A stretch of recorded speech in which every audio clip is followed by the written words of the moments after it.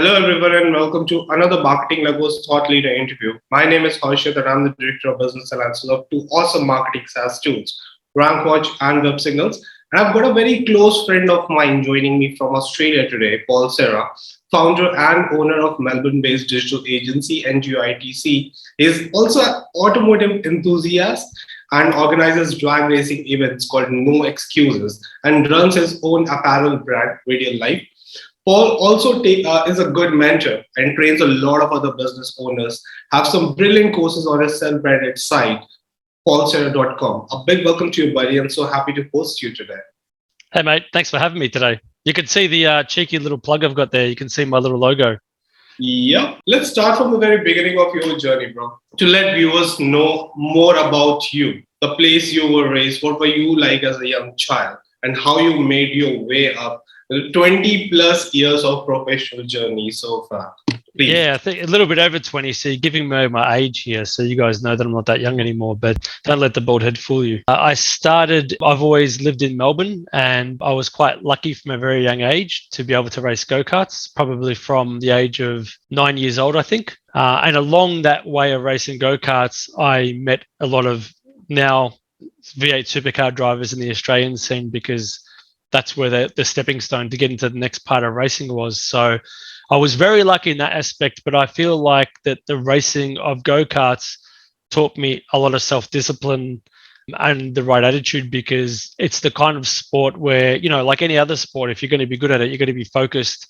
You can't mess around. And especially when you're driving a go-kart so fast around a track, you know, you've got to mentally be prepared. And I think all those years of racing, if I raced from the age of 9 till 18 roughly, gave me a lot of experience in my personal life, which was a really good start to then lead me into my technology career, which I started in 1999, which was how many years ago now? 23 years ago. Yep. long time ago. So started off as a basic IT break fix engineer, but it's quite funny because the whole time through my schooling career, I was actually building websites back then in the 90s. And no one really built websites back in the 90s. But I don't know if you remember, I don't know, you might be a bit young for this, but I don't know if you remember GeoCities. You could actually build free websites on GeoCities. And back then we had no money to host websites or anything. And I would build websites and stuff like that back when I was probably 15 years old, maybe 14 years old. And it's quite funny because I still remember in year 11 coming to class one day in IT, because I knew more than the IT teacher, obviously. How exactly are child labor laws in Australia? But, I mean, back then, IT was still really new, right? So people didn't really understand IT that well. And what I found is that, like, teaching point of view, they really struggled to understand anything to do with IT. They just basically followed a textbook. So when it came to year 11, I remember sitting in class one day and the teacher said, "Oh, for the next 3 months, we're going to be building your own website." I'd already built my own website. So, like, I spent that 3 months doing other things because I'd already built the website and I never told them. And then I showed her this website. She's like, "Dude, this website's amazing. Like, I got the A+ for it," or something like that, because I was trained and I already knew what to do, whereas everyone else was sort of just trying to work out how to do it.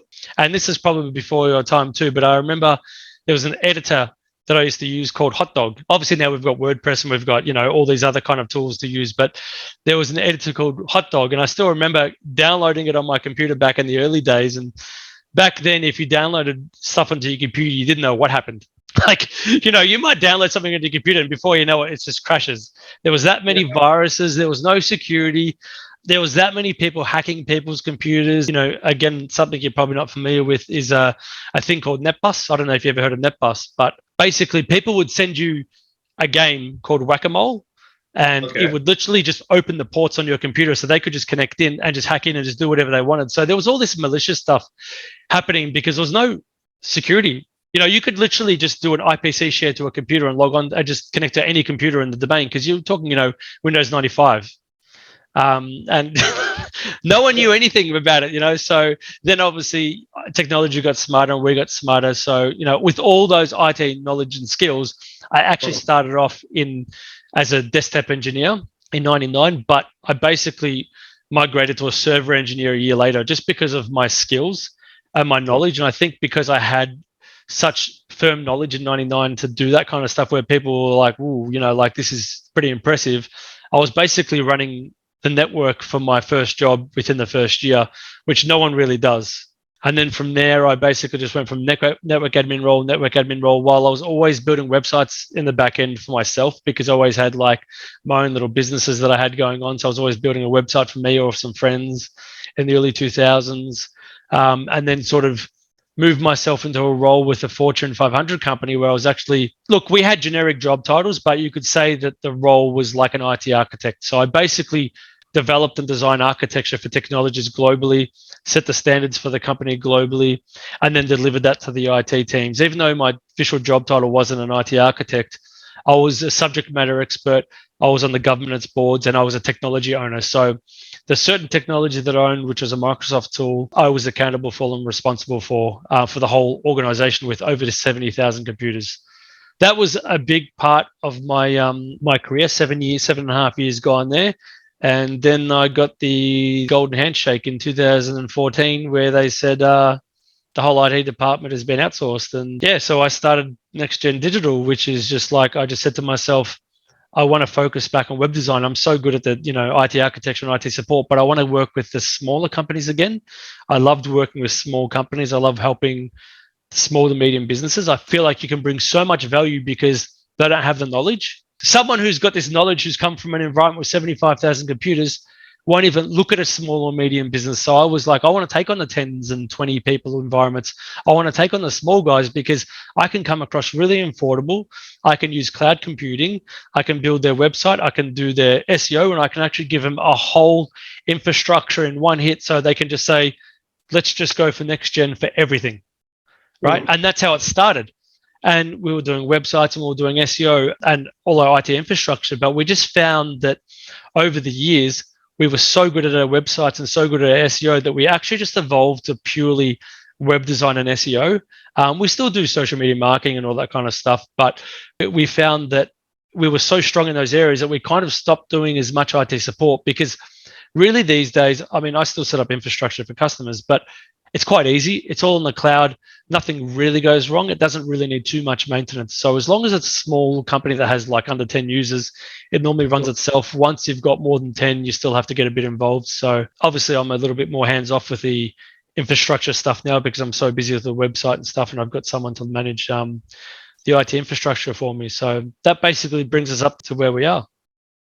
Brilliant, man. And there's a lot of parallel engines running in your life. Like, no excuses. You keep on organizing that event. Then your own apparel brand, Radial Life. Then, you're mentoring as well through your self-branded site. How do you get time, man? Yeah, no, it's funny because I actually talk about some of this stuff in my courses, because I've actually built something you've missed as well. I've actually built the courses to help other entrepreneurs and help other business owners, and also help people with their personal life and help people that even are working for someone else that want that promotion or something. So that's a really good question and something that I try and help people with a lot.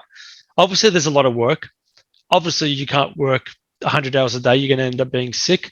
I find that I do things to make sure that I can manage my day properly, as in I do a lot of goal setting, a lot of priority setting, and I'll basically tackle certain priorities at certain times of the day. So if I say to you, my most performance part of the day is 11 o'clock, then I'll hit my most important part, like important tasks of the day at 11 o'clock. So that way I can just block it out. And, like now my phone's on do not disturb, same kind of thing, like I know I've got customers calling me, but sometimes it's okay to have your phone on do not disturb. Typically customers are okay to wait half an hour, and they understand when you're good at something that it actually takes a little bit of time. So I found that structuring my day really well, writing down what I need to do for the day, making sure that I can set a priority on those tasks, and then getting those tasks done. But one thing is, like you mentioned, because there's so many different areas, it can be really hard because you just feel like you're changing gears all day. You might be working on, a complex infrastructure problem, then you've got complex SEO problems, and you've got dealing with people for merchandise clothing and, drag racing events and stuff like that. So as soon as you pick up the phone for someone talking about Radial Life for merchandise or drag racing events, and you've got this complex, code in your head, or you've got something complex in your head, you're talking about, a network topology for a customer, it literally can throw you out a little bit. So you've really got to get your train of thought and spend time just understanding mentally how to reset, because if you pick up the phone and you're deep into something, it can really throw you off track. And what I found is I make sure that I go for walks every day. I don't care how cold it is. I make sure I go for walks every day. I make sure that I go out for a coffee every day, or just get out of the house. I don't really drink coffee, but I'll have like a chai latte or even a juice or something. I'll make sure that I go for lunch as much as I can, just to force myself to get out, and I think that as long as you get out of the office and you clear your head a little bit, an hour here and there, half an hour here and there, I don't think anyone is upset if you don't call them back straight away. My customers understand that he's busy and he's got things to do, got a team behind us as well to do stuff. I think it's just about keeping yourself fresh, healthy, good food, and good positive mindset. Brilliant, man. Let's talk about NGITC. You're doing websites, design development, a lot on that front. SEO again is a big part of service. And I would love to know, like, when it comes to website development, which all platforms do you leverage? You like working with or developing for your clients? Yeah, I've really gotten attached to WordPress and Shopify. And I'll start with WordPress first. The reason why I like WordPress, it's quite funny because, typically people have the wrong impression about WordPress. And the reason why they've got the wrong impression about WordPress is because so many, I'm going to say web designers out there, right? Because one of the issues, and I think we'll talk about this a bit later, but one of the issues we have in the industry is a lot of people work a full-time job, and then someone will call them, a friend, and say, hey, man, I've got like a building company. Can you build me a website? And because this guy's got a full-time job earning, good money already, he just goes, oh, yeah, $1,000 or whatever it is, and I'll get it done for you. And the problem is, because this guy's got a boss, he can never deliver that website. One, he never delivers a website. Two, he uses a basic template or copies another customer's website. Three, that he doesn't ask the customer what they want. Four, he doesn't spend enough time researching, developing, and all this kind of stuff. So when we started doing WordPress, we started doing something very different where, we give like a 3 mock-up design where the customer can go, oh, wow, like now I can actually see where I'm getting. And then the good thing about those mock-up designs is the customer can actually leave a comment on they can pick their favorite design and say, leave a comment on the design. They can sit down and have a marketing meeting. Hey, Paul, I love it. Just change this photo, change this color, change this text. And it's really collaborative. And we found that working with customers in a really collaborative way, they really appreciate it, because one of my biggest struggles is when I started NextGen, the first thing I said to people when they wanted a website, what happened with your old website? Because you get a lot of redesigns and they're like, my web designer just gave me this and I don't like it. And this happened time and time again. And it was my aim to stop that happening. I don't want to just give you a website. I want to give you an experience where you can sit with us and you can get what you want. And that's what I tell people. I tell people this all the time. I say, give us 50% deposit to start. I don't want the other 50% until it's completed, because you won't not be happy, because at the end of the day, you've signed off on it. For you to sign off on it, you're happy with that job. You've agreed on it. You've ticked off on it. We don't just give you a website. So we've built hundreds of websites. I don't even know how many we've built. And we've never once had a customer not pay the next 50% because they're always happy with what we built for them, because I make sure in our mock-up phase that they are 100% happy before we go ahead. So that's one thing I like about WordPress. We don't just use templated stuff out there. We actually do a proper design, and we're priced accordingly to make sure that's done. We also make sure that we code each section so that the whole website, the usability is properly mobile friendly. So it actually works contextually when you load it on a phone, works on whatever browser you use it on. We don't just do these backyard jobs where people just use a cheap website. We make sure that everything works properly. So it's a user experience, it's optimized, and customers want to be on it, want to stay on it. It's quick and convert from there for a brand building exercise, or even convert to the contact page or call them. So that's one reason why I like WordPress. And then we came across Shopify, which, how old Shopify? I don't even know how old it is, but Shopify hasn't been around that long in the scheme of things, right? What, 10 years, 8 years? I don't know. Something like that. And then we come across Shopify and I was like, wow, I really like this. Shopify is great. So we realized that there's two things with Shopify that I like. One thing is us as an agency can build the website if someone wants a professional website. But a good thing is if you actually get a customer that hasn't got the budget and has got a new product that they want to actually scale in the market, and they don't know what they're going to do with sales, they can actually build their own Shopify store, which is great because they can do the basic design and layout. And I've told some of my customers, I'm like, look, if you really don't have the money, build it yourself first. And I've actually got a course on how people can build it for a pretty cheap price so they can do A to Z and getting the store built. And then once it's built, if that product actually takes off and you make X amount of money, come see us and we'll rebuild it for you and make it look professional. So that's the reason why I like Shopify. It makes things so easy for people to use. It's so easy for customers to add products. And I typically give everyone like an hour training on how to use the back end.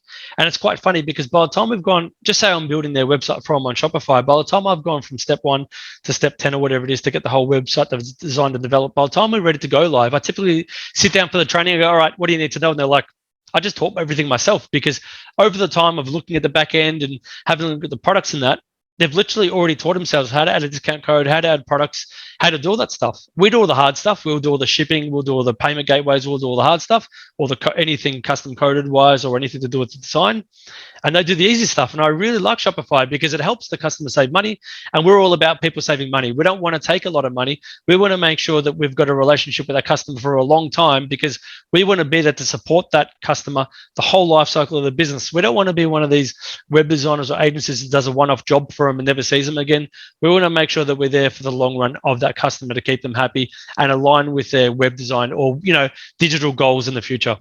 Gotcha. Bro, since like you mentioned one very good point, during your design stage, it's be that be Shopify or WordPress, you do take care of the mobile aspect a lot, which is here a lot of sense because Google shifting towards mobile indexing, all of those things happening.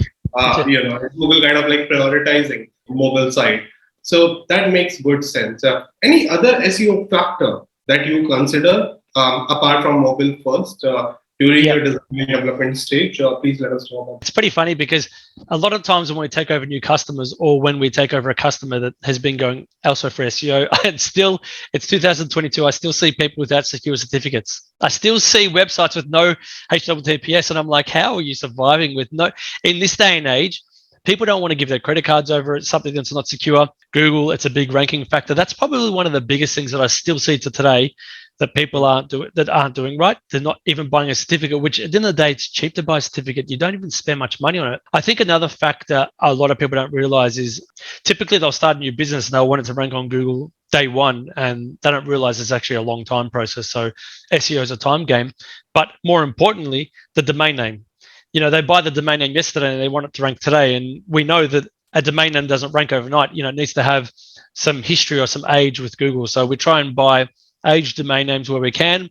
Or typically if a customer calls me and say, hey, I'm about to start this business in 6 months' time, I'm not ready to commit yet financially. I'm like, stop, buy the domain name right now while I'm on the phone, buy it. A domain name is literally in Australia is $14. So, if you're not willing to put $14 aside for a domain name 6 months before you're going to start the business, that can be the difference between it ranking quicker and later. And I've told all my customers this when they ring me from that first day of concept phase of them starting their business: buy the domain name straight away. Just get it. Once you know what the name's going to be, buy it and get that in place. That's very good. I know, like, you cater mainly to SMBs. Is that the only criteria, for you to kind of like fit in the ideal client qualifiers altogether, or do you look into other factors as well before getting a client on board? Yeah, look, we are pretty boutique. We like working with clients that actually want to develop, want to grow, and want to scale. We don't want to really work with someone who we won't work with someone who goes, I just want something quick and cheap. As soon as they say to me, I just want something quick and cheap, I'm like, we're not for you, because we're not quick and cheap, because we do a proper job and I don't want to put my name on something that's not right. I'd rather not do it, because, what I've found in the past is I've actually had customers come to me and they've gone the quick and cheap path and they haven't even been able to put their website on live, because it makes their business look worse. A bad website actually hurts your business. When people jump online and see this business that looks like it's been put together really poorly, it's going to give them a negative experience and give them a negative, why do I want to spend my money with you when you're not even spending your money in X, Y, and Z place when your competitor is? So I typically tell people, we don't do quick and cheap work. If you tell me, hey, I've got a website today, I need it ready tomorrow, we literally can't help you. We've got a process to follow, and our process is strict because we need to make sure our quality is right and everything's right. I don't want to give you a website and then you go to me, hey, what the hell is this? This is a mess. We won't do that. Other web designers do, and I won't put my name against that. So we do actually qualify our clients. We don't just take on work. We actually make sure that those clients, we actually make sure, one, we've got room to work with our clients, because we're quite busy, so we're very boutique and we can't always take on clients. There has been times where we've had to reject clients, but we also understand that we want to work with clients that actually understand our vision and want to grow with us and want their business to scale, not just a quick, cheap, and basic job. We're not about that. Let's talk about your client journey. Like what exactly the first 30 days looks like in your organization from a client's perspective altogether. And what are good programs do you have for your customer retention? I mean, in an agency business, that is something that I feel is a very slippery edge altogether. And the churn rate in marketing agencies is pretty high.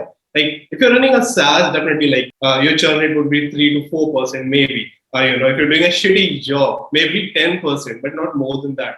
But it's exactly opposite in the agency business. Like, I've seen churn rate like 50%, 60%. How do you deal with those situations? And what are good programs do you have to get your customers engaging and getting them? Yeah, I think one thing that people forget is that a customer actually becomes a friend. At the end of the day, they're not just a customer to us. We actually see them as friends. We keep in touch with our customers like we would our friends. We talk to them. We go out for a dinner here and there. We make sure that we have a great relationship because again, we're about building a long-term relationship. We don't want just a quick website development. We want to make sure that we're there for the long run with our customers. So early on in the relationship with a new customer, we make sure that we keep the communication nice and clear, keep the communication channels open, reach out to the customer if they need help. I understand that customers are busy sometimes and they don't have time to reply. Just make sure that you're following up with emails every couple of weeks just to make sure, hey Matt, for example, haven't forgotten about you. Whenever you get a chance, just reach out back to us. Whenever the customer's got time, I find in the digital marketing game, they'll normally contact you outside of their business hours because, if they're a tradie, for example, or they've got a business to run, 9 to 5, they're so busy with their business, they don't normally ring you till 6 or 7 anyway, or maybe even 5:30 where they say, hey, Paul, sorry, I've been so busy. I've now got time to call you. So I feel like once you build that relationship with your customer, there's a lot more trust. And then to seal that trust off, do a good job. At the end of the day, if you're not doing a good job, they're not going to trust you. So I feel like over the time they see the work you're doing, and especially when I said to you, we do a mock-up phase process and stuff like that. After about 2 weeks in from starting a web design and they can see the mock-ups and they can see things starting to happen and they get excited and they start getting emotionally attached to that job because they're like, wow, now I'm seeing a vision of my business. And I feel like that sort of helps us build the relationship because they sort of understand, okay, these guys are on the right track. They've listened to my project scope. And, typically when we build a mock-up, we're pretty much 90% there with what the customer wants. We're close. Sometimes we're even bang on first go. Sometimes there's one or two, 2 times that we'll go back to the customer and get it exactly right. But, some customers can be really fussy and so they should be. And it's really good because they can actually see what they're getting. And I really like the fact that we build that journey with them. So that's what I think is the key is communication and relationships. And then moving forward to keep that relationship is bringing value to the customer. Sending out tips and tricks, keeping in touch with the customer, sending out improvements. Like we will randomly just send them out random improvements. Hey, your website's been ranking great this month. There are a few areas for improvement. We recommend doing X, Y, and Z. We've already done all the research for them. All they need to do is give us an approval, and the fact that we do that for them, typically the customers are like, wow, I didn't even know that was a problem. Like, thanks for identifying it because you could imagine that as a project manager as well, because I've got a project management back end, I'm always making sure that everything's aligned and things shouldn't reach the customer. If we see a problem with something, we typically cut it off at the feet before it grows. And that way we can say to the customer, we saw this happening. This is what we're suggesting to do to fix it. We just need your approval. We caught it nice and early. Let's get that sorted. So that might be something to do with, a Google update or something like that, or even just the change of content in the website, change of traffic, or even, some websites, for example, might be getting so much traffic that they may need to change server host, or we might need to optimize the speed of the website. So I feel like as long as you're staying on that continual development life cycle of the digital marketing side, the customer's always happy. Gotcha. And bro, you're so big on local SEO front. I would love to know your process. What are the steps that you take when you get a SEO client on board? When we get SEO clients, there's so much bad work out there, and I'm so surprised about how much bad work out there, how much bad and cheap work there is out there. So the first challenge is always aligning their expectations with price and the right way to do it. For example, I get so many people coming to me going, hey, I've got this website. I've already got an SEO mob doing it. And I say, all right, cool. What are your agreed keywords? And they say, the whole website. And I said, no, it doesn't work like that. What are the agreed keywords? And they're like, the whole website. They've just SEO'd it. And that to me is a massive red flag. And I see this happen all the time. A lot of people will take their money and not do anything with it and just say they're SEOing the whole website, but that's actually not true. You don't just SEO a whole website unless you sit there and you come up with the list of agreed keywords. So the first thing we do is I go, all right, let's look at your website. Let's look at your competitors. Let's talk about what services are important to you. Like some businesses only have 3 or 4 services or 1 or 2 services. That's fine. Some businesses have 20 services. So we typically say to them, what is your most return on investment service? What do you make the most money from? And then we start with that service. So what we'll do is we'll do an analysis of their website.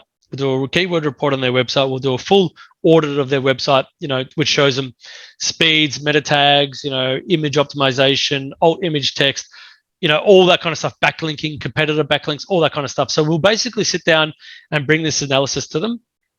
It does take us a little bit of time because obviously we do so much in-depth work on making sure that report comes out correctly. And then what we do is we send it to the customer. We sit down with them. Sometimes I'll even share like a video so they can watch it in their own time and just say, this is what we suggest. This is what we've noticed. These are the keywords. This is where they currently rank.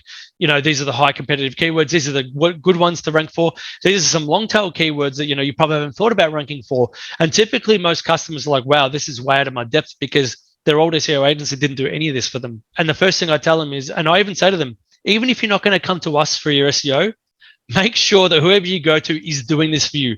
Don't just go for the cheap guy that's going to SEO your whole website because that's incorrect. Make sure that they're following the processes, they're Google safe, make sure they're following all those technologies and processes so they're not spammy, they're not doing the wrong things, they're not using malicious cheap backlinks, and they're actually making your website rank and grow. And how frequently do you report to your customers? Is it monthly? Is it quarterly? How exactly does that happen? Look, we do a monthly report, but we also do have, incremental updates during the month. So if there's been a recent Google update, which has happened recently, we'll typically be in touch once a week or once every 2 weeks. Some customers just say to me, look, I don't care. I don't want to know. Just give me a monthly report. I'm happy. As long as I'm ranking good, I'm happy. But some customers are hands-on. Some customers want to talk about keyword analysis. They want to talk in depth about keywords. They want to talk about, stagnation of keywords. So like once you start hitting position 1, page 1, and you're basically at the top, what other things do we do then? Do we start implementing new keywords? Do we change a strategy? All these kind of things. So it really just depends on the customer. Most of my customers are really understanding and they know we're really good at what we're doing. They sort of say, Paul, just do it. I don't care. I don't want to know. I'll pay you. I just want a good service. And they do get a good service. But you do get some customers that are really hands-on. And I really enjoy it because I enjoy educating them. And they may have, what I say to them, for example, is, just say your industry is concrete, right? I say to them, look, your industry is concrete. You do your job great. If I want a concreter, I come to you. I want my driveway done. I'm not going to try and concrete it myself. I'm a technology guy. But when you need SEO, I'll do that for you. Don't try and do it yourself, because I've had some customers that have tried to do things themselves and they've bought, cheap backlinks, or they've gone to the wrong place and they think that they can do it themselves, and they've actually basically cause more problems, because if you spam your backlinks from high spam domain names, and then we have to go in through the Google console, disavow those backlinks and actually restructure the whole strategy, which actually costs more time. So, they don't understand about domain authority. They don't understand about page authority. They don't understand about the technology behind SEO to actually make something rank. So, when we come into it, most of our customers are just like, look, this is over my head. I just want to see a result. And typically, if they were on page 2 before you take them on and you get them on page 1 in the first 2 months, they're normally pretty happy. And then obviously it's our aim to try and get them in the top 5, then top 3, and then obviously top 1.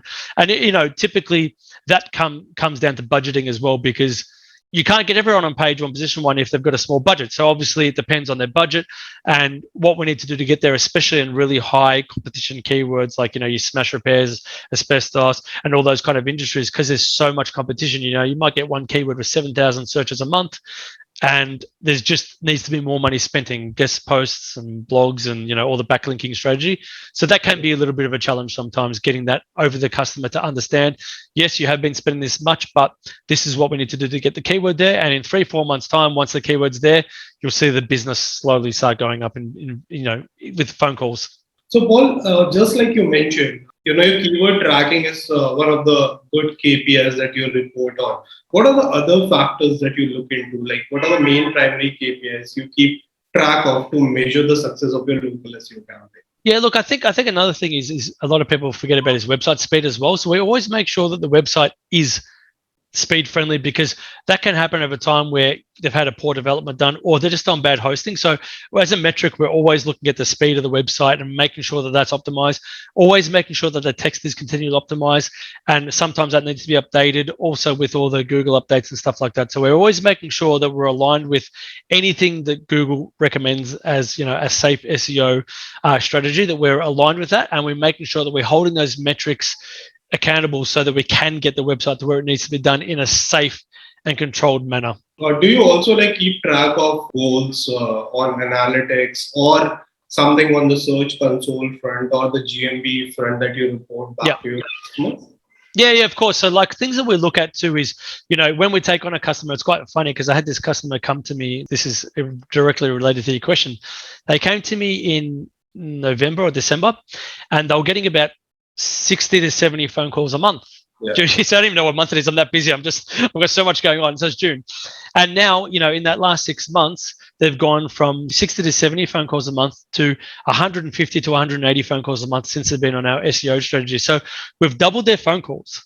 And I think the GMB is great because we can see the website clicks, we can see the phone call clicks, we can see the visitors on the website and just overall traffic. So we can actually look and go, before the website was getting, this many hits a day. Now it's getting this many hits a day or a month.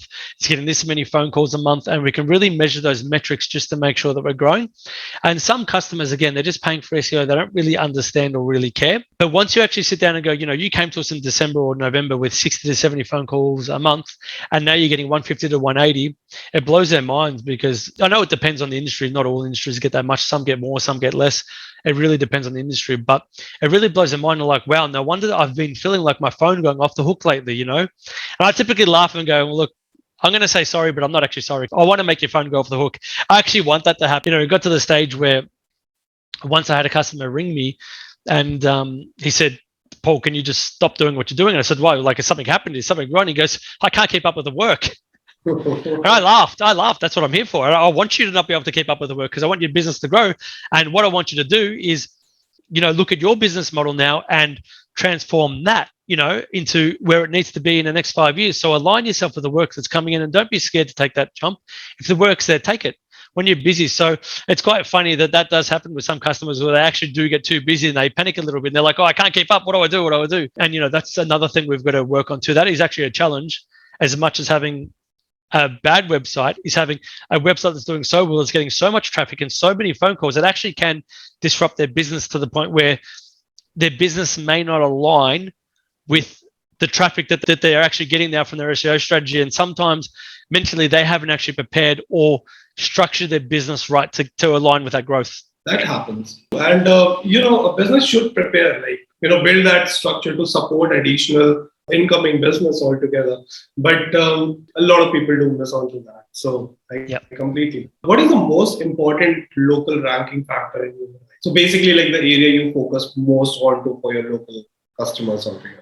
I think what's really important here is just making sure we're optimizing the suburbs. So, for example, if it's a tradie, the suburbs are so important. For example, if they're telling me that they want to get work around Chadstone, we're just going to make sure that we optimize suburbs around Chadstone and make sure that we've got a proper landing page for each suburb. And then we can bring in multiple keywords, different landing pages depending on the suburb. So what we typically do is we'll look at Chadstone for a hub, for example, of Chadstone gets, this many hits a month for, certain tasks. We'll just use concreting because it's a good example.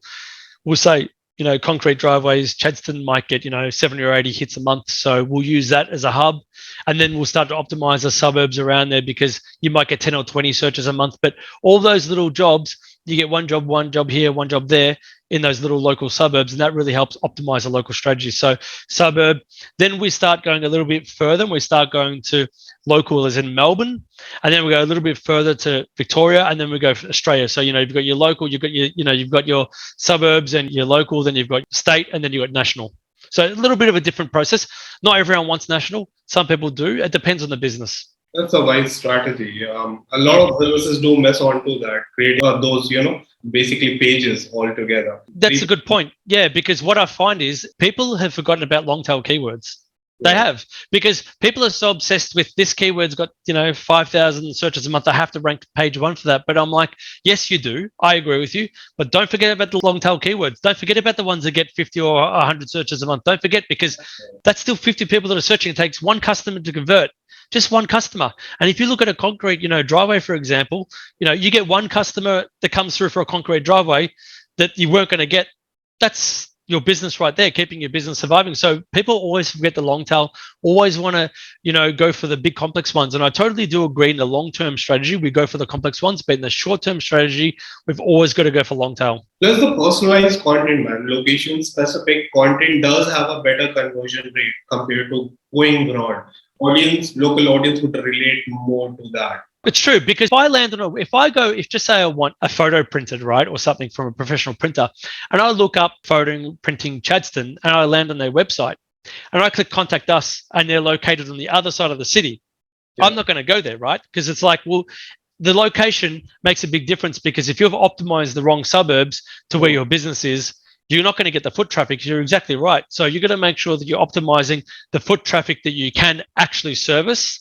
So that's a big part of your strategy. There's no point sending traffic to another suburb if it's not going to align with what you do. And it's quite good for people like concreters, because obviously they can travel. But if you've got a bricks and mortar business, you're not typically going to get someone driving 45 minutes to an hour to go get your photo printed when they can get it 10 minutes down the road. So that's why location is so important, and people always forget about it. Let's talk about few local SEO hacks that you feel that every business should use in order to basically boost their Google My Business page rankings altogether and get more calls, more benefit out of it. Yep. I think, look, making sure that you've got blogs happening. So, a lot of people, some of my customers, like we obviously blog for our customers. Some of my customers love blogging themselves, and that's great. I like blogging myself as well. I've got my own blog. And I think blogging in the long run can bring some really good traffic. It's quite funny that you mentioned the whole GMB or the Google Business Profile. I've actually met a lot of customers that don't even know that exists. They don't even know how to even set that up. And it's quite funny, because we typically just set it up for free here. We just do it for them. But companies charge quite a lot of money for something that really only takes 10 minutes to set up. And it's just really to set up the GMB business page or the Google Business Profile. Doesn't take too long, obviously, unless you're doing an SEO strategy and tying that all in. But typically, if they just need a Google Business page, we just set it up for them and go, here you go, you've got it. I was having breakfast with someone on Saturday, and he's another business owner, and he's only pretty new. And he said, how do I get my business listing on there? And I said, well, just got to set up a business listing with Google. And we did it over breakfast together. He just went on his phone next and set it up. And I said, they're going to send you out a postcard now, and they're going to verify the business. So I feel like businesses don't even know that exists. And sometimes they engage an SEO guy just to get a business listing, and the SEO guy doesn't do anything else and charges them monthly. And all they've done is set up a Google Business Profile. So that's something that I find can be a big problem. So yeah, understanding that, making sure that you're posting on that page as well, your GMB or your Google Business Profile, making sure that you're actually posting on it as well, just to make sure that you're actually getting people, you're fresh in people's minds. And then obviously you can use other off SEO tactics like, your social media and stuff like that to then bring that in as a whole strategy. So, you should basically have your whole strategy with your SEO and your social media and your website. You have your website in the middle as a heartbeat, and everything should be feeding into that website. That's brilliant, actually. And what exactly is the timeline that you basically promise to your customers to see good results when it comes to local SEO? And specifically in the cases when you're starting from the scratch, like the business doesn't exist, and you're taking it off altogether. It's such a good question, because, typically when someone realizes they need to do SEO, because they start realizing my competitor is doing so well because they're doing SEO, typically the time they've actually realized that, it might have taken them 2 or 3 months. They want it done tomorrow. So typically they're like, all right, is that going to rank next week? But, especially when the domain's new, we can even see 3 or 4 months before it starts ranking really good. Typically within the first couple of months, it does come through the ranking pretty quick, because we're pretty good the way we do it. We make sure we do it in a SEO friendly way, a Google friendly way. But I normally tell them 4 or 5 months at least to get it to a good place, and even longer. So sometimes 4 or 5 months we're in a good spot, but then, you've got month on month after that. That does take some time. Sometimes I get customers coming to me, hey, we've been doing this a month, what's happening? How come, we're not on page 1 yet? But it's such a long process, because Google don't want people to rank overnight. They want to make sure that they're ranking the right websites, that are spending the right money in the right areas, with the speed and the whole, what is there, like over 200 factors to make a website rank even more. So if you're not aligned with all those factors, how do you expect your website to rank? And that's, domain age and authority and backlinking and blog posting and, credit notability, all that kind of stuff. It takes a long time when customers are really unaligned, because they typically get an SEO guy telling them, I promise you position 1, rank 1 results. We never promise, because you can't promise it. And there's so much fluctuation with keywords that we might have you on page 1 position 1 today, and tomorrow you might be page 1 position 2. And our job is to keep fighting that. We see fluctuations between 1 and 3 all the time, and that's normal. And that's what customers don't realize, because they're not watching their Google rankings, for starters. And secondly, they're not doing the right things, as in checking it from an incognito mode. It's quite funny talking about this. I still never forget this day. I went to this customer and told them that about the Google ranks, and they said, "Oh, look, we ranked page 1," and they just pulled it up on their thing. And I said, "You don't, because what you're doing is Googling your business name, which no one does. No one Googles your business name. That if you're a concreter, no one's Googling Harry and Bob's Concreting, for example. They're looking at concreting Chadstone or concrete driveway Chadstone, right? So I've had a few customers come to me, I rank first. And I'm like, well, you actually don't, because 1, you're not using incognito mode. You're actually just doing it through your normal browser, which has got cache on it and remembers your favorite websites you go to. And 2, no one knows your business name. So you need to actually rank for a keyword. That's true. Let's talk about one of the most successful case studies, you have posted so far, and some of the metrics behind it that made you conclude the success story altogether. I had a customer that sells a certain product, and this particular product, he was selling 10 or 15 of them a year. And then he engaged us to do the job, and he said, look, I don't know anything about SEO, but I'm going to give it a try.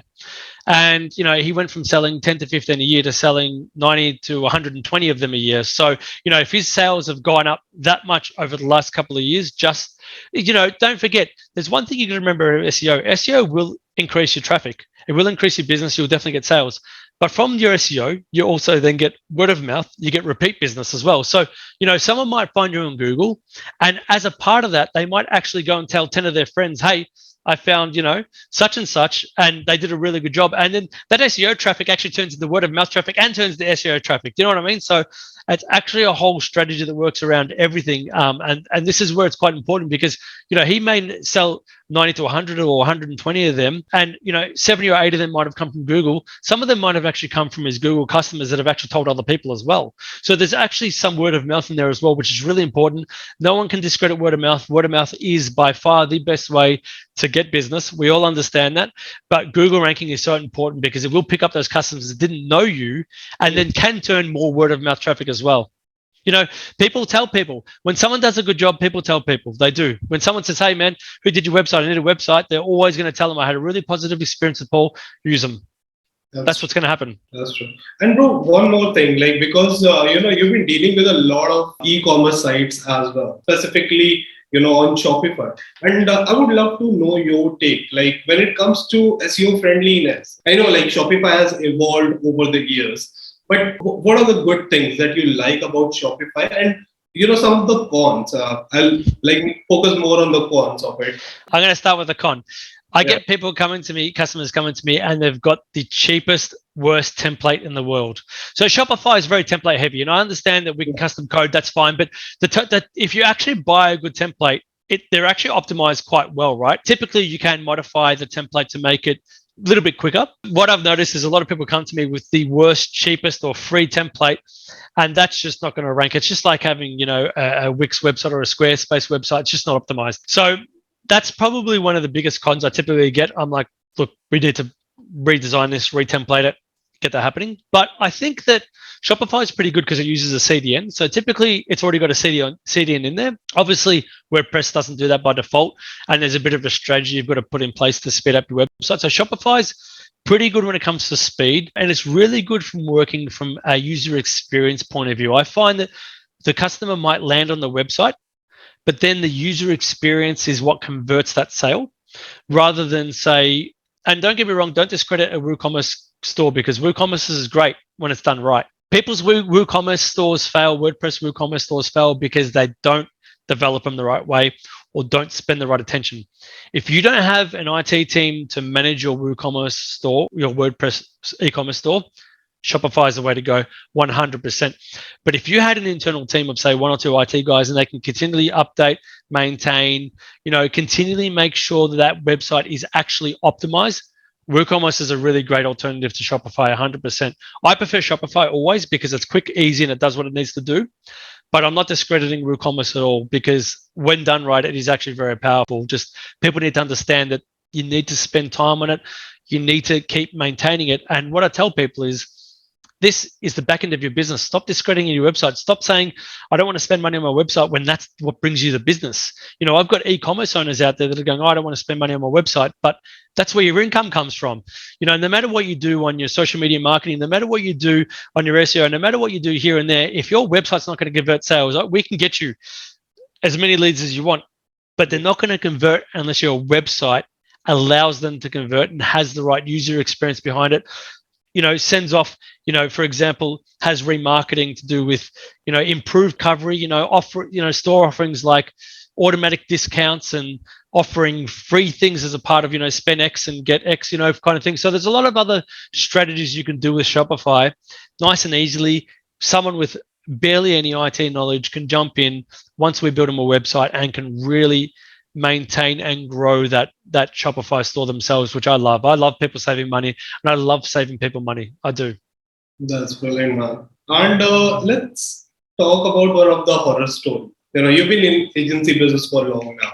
I'm sure that's something that happens quite a lot, I'm afraid. And any hard learned lesson from that horror story, please?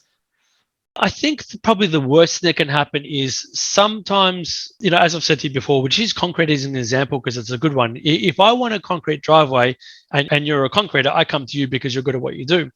Sometimes some people try to modify their website themselves and they can crash it. It's actually happened to a new customer I've just taken over where they've tried to update it. Before I touch their website, they've actually tried to update it themselves, and they've updated WordPress plugins and it's crashed the whole website. Now their sales tool in the back, which is their website, their heartbeat of their business was down. So they've come to us to fix that. So sometimes I tell people, yes, you can get in the back end. Yes, you can do stuff, but be careful, especially when it comes to WordPress. Shopify is pretty good because people are careful. Adding and removing products is pretty simple, but WordPress can be quite complicated, and people don't realize that plugins are really powerful. They either build your website or they can make your website crash. And that happens all the time where someone goes into the back end and they think, oh, I'll save myself some money. I'll just go update the plugins, and crashed. It's gone. And with that, so one thing we do is, we give them a staging site as well when they work with us. So they've got a staging site, especially for the complex ones, they've got a staging site. So if we need to implement, plugin updates, we can implement it in the staging site first, test it in an offline environment that still is like a live environment, that they're not going to impact their sales. And once we make sure that we've got those plugins 100%, we can get approval and get them in the live environment rather than just going like a cowboy and just update all and, my website's crashed. What do I do now? And, so think about it. If you've got a website where they're spending, $20,000, $30,000 a month in marketing, especially Facebook ads, and they update their own website and drop it, that website might take a day or two to get back online if it's that badly crashed, if there's no backup, and they've made a lot of changes in the meantime. Some of them, it's hard to even restore off backup because there's always so many changes on e-commerce websites. You do need that staging website for the testing and stuff. So things take time, and I think I've always got to align customers that way, that be careful what you're doing on your website because you may have access, but you also can break your whole infrastructure. That's true. And that's very wise. I think we're coming to an end here, bro. Let's do a quick rapid fire. Are you ready for that? What was your last impulse buy? I haven't actually bought anything in ages because I've just been working so much. I haven't really bought anything. And typically anything I buy is for the business, for anything good for the business. So I actually haven't bought anything myself in a while. And it's something that I need to do. So thanks for reminding me because that's very important. I need to go buy something. I'm going to put that in my notes on my phone. What's your last Google search? We've only, recently done it. I've obviously working on my own strategy as well and with the blog articles and that. So I've been working on my own optimizations and stuff like that as well. So I probably was working on that just before this call, I think. All right. And who's your inspiration and why? Not that I don't look up to people, but I kind of look abroad at, a lot of entrepreneurs and take notes from all the big entrepreneurs. So obviously look at Gary Vee, Elon Musk, all those kind of guys. Like I look at what they do. Not that it's not that they're not an inspiration, because they are, but I don't get to the point where I fixate on them, because what I find is people do wrong is they fixate on things and then they actually make themselves feel worse. So what I try and do is take value from all those people. What are they doing that's valuable to me? But I also don't get caught up with stop looking at people's lifestyles and making you feel like crap, because people do. They look at people like Gary Vee, they look at people like Elon Musk and go, man, how come I don't have that? And they get depressed. Let's face it, there's not many billionaires in the world. It's hard to become a billionaire. And I feel like if you inspire too much to be them, you've also got to keep you a level-headed, so I get inspired by them, but I don't try to be like them. I'll listen to what they say and I'll take some of their good advice and implement it in myself. That's wise. Anything new professionally happening in your life right now? Just paulsera.com. That's probably the newest thing that I've been working on, because I've only got the courses launched a month ago. So that's probably the newest thing that I've got going on in my personal business that's new. Obviously I've got a motivation, mindset, and productivity course, which is doing really well at the moment. I think it's about a month old, and we already hit over 100 subscribers in the first couple of weeks. So really happy with that. Things are doing really well in that case. And it's good because we're actually getting really good feedback where people are going, wow, I didn't even know this, or I didn't even think of this. And, we charge, $29.95 AUD a month. And, it's under $7 a week. And I always tell people, speak to your accountant, because you may actually be able to claim it as training as well. So if you can claim it as training, if your accountant allows it, and you can get value from it, and it's only costing you $29.95 a month, hey, what can I say? You're improving your business, you're improving your job, you're improving your personal lifestyle for a cup of coffee a week. If you could be anywhere in the world, where would you be? I've thought about this so many times. See, I overcomplicate everything because I don't know exactly where I'd rather be than Australia. I love Australia, but I love Bali. I love America. So the only thing is that stops me from wanting to go to America is the healthcare system is obviously not like Australia, because Australia, we've got Medicare. So that's somewhere where I'm always not sure if I want to be there, but, I love Bali and I love America. So, and, who wouldn't want to go back to my hometown in Greece or Italy, because I'm half Greek, half Italian. So I'd love to go to somewhere in Europe as well. But you know what it's like being a business owner? It's so hard to holiday because you're always so busy doing things yourself. So, yeah. Especially you being social butterfly now. Yeah. Big on TikTok. So yeah, the TikTok's doing really well. I'm really enjoying TikTok. And coming to my last question, what's one thing you would change about yourself? I'd probably stop being so hard on myself, because I am always my own toughest critic. And even when I was working in, big companies, I remember being at a Fortune 500 company and my boss turning around to me going, Paul, you did an amazing job. And I'm just sitting there like this. And he's like, what's wrong? I'm like, I could have done better. He's sitting there praising me. Hey, Paul, you got promoted. You got promoted to a senior. I'm like, I could have done better. So I feel like I don't praise myself for the work I do. And I know we do good work. Don't get me wrong. I do know we do good work, but I'm always my own worst enemy. I'm my own devil's advocate, where I'm like, but I could have done this better. I could have done that better. So I feel like stop being so hard on yourself. And I feel like a lot of people are like that too. And one thing I've got to do is stop being so hard on myself and actually look at the positives and celebrate them. Celebrate the wins. Yeah, that's true. I mean, definitely being hard yourself gives you a lot more push. But yeah, appreciating all the good things as well as important. It's not good. It's not good for your mental health. Like if you're hard on yourself, in all honesty, it's really not good for your mental health. And, over the time, and I know that was the last question, but over the time, one thing I've done to myself is taught myself how to manage my emotions. That's good, but it also comes with negatives as well. So if you're not letting yourself become emotional about things, it can actually turn you into a bit of a robot as well. So you want to make sure that while you're maintaining your emotions, you're not blocking them right out and becoming robot like. You also want to be a human as well. So that's definitely something to think about. Well, man, thank you so much, brother. I really appreciate all the time, all the wisdom that you have shared on today's session, and wish you all the good luck. Thanks, mate. Same to you. Appreciate it.